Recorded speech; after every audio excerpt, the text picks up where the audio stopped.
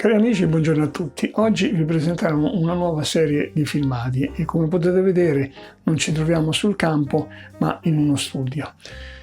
Faremo dei filmati per creare una guida pratica per coloro che non vogliono riparare personalmente ma vogliono capire quali sono i problemi e quindi poi affidarsi a un tecnico specializzato.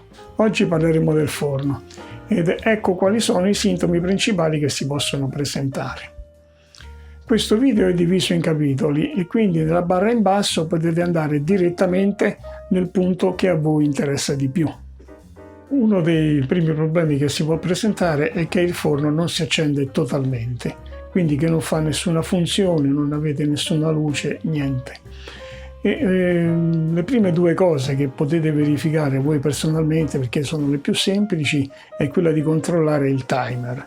Cioè, se il forno è dotato di un timer con la funzione di fine cottura, cioè di un timer che è in grado di spegnere il forno una volta che voi l'avete programmato, è in grado di spegnere il forno alla fine della cottura, dovete controllare che l'indice di questo timer sia posizionato sul simbolo della mano, perché altrimenti se sta in un'altra posizione il forno non si accende. Quindi una volta fatta questa verifica del timer e se appunto il timer è posizionato sul simbolo della mano, allora a questo punto dovete controllare se c'è corrente nella presa. Quindi siete costretti a tirare fuori il forno dal mobile e verificare la presa di corrente. A questo punto, se anche nella presa di corrente è tutto a posto, c'è bisogno di un intervento tecnico perché evidentemente il problema è all'interno del forno. E che cosa ci può essere all'interno del forno che non va bene? Sono varie cose da verificare, il tecnico verificherà, potrebbe verificare per esempio la morsettiera, se è a posto oppure magari si è bruciata, oppure c'è un problema sul termostato di sicurezza che è rimasto aperto e quindi non fa passare la corrente e il forno non va.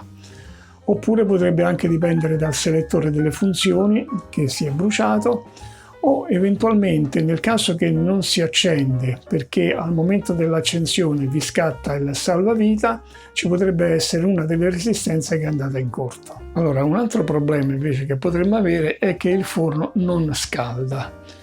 Cioè si accende parzialmente, quindi magari funziona la luce all'interno, funziona la spia, però poi non dà calore. Allora questo in genere dipende o dal termostato di cottura o dal selettore delle funzioni. Cosa interna, quindi cosa che poi può vedere il tecnico. Oppure il forno scalda poco, quindi non riesce a raggiungere la temperatura adeguata per la cottura degli alimenti. Questo può dipendere da una delle resistenze che non funziona più oppure dal termostato di cottura.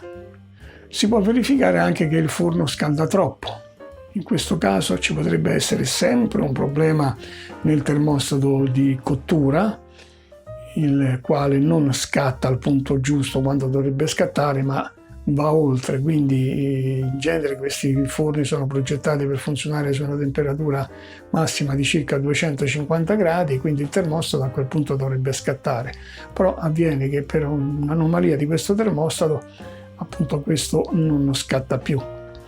Se questo non avviene il forno continua sempre a scaldare e quindi potrebbe bruciare gli alimenti.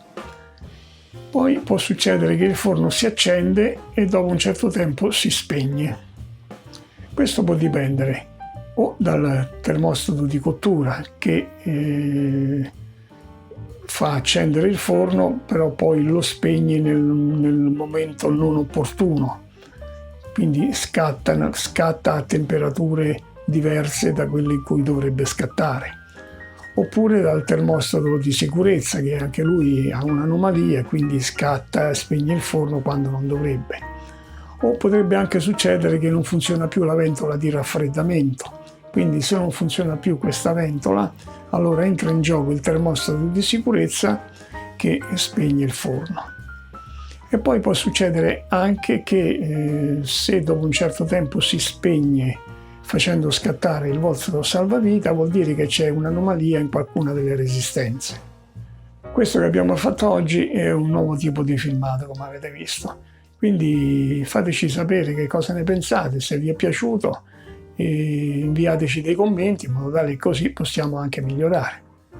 Carissimi amici, grazie a tutti e ci vediamo la prossima volta. Grazie, arrivederci.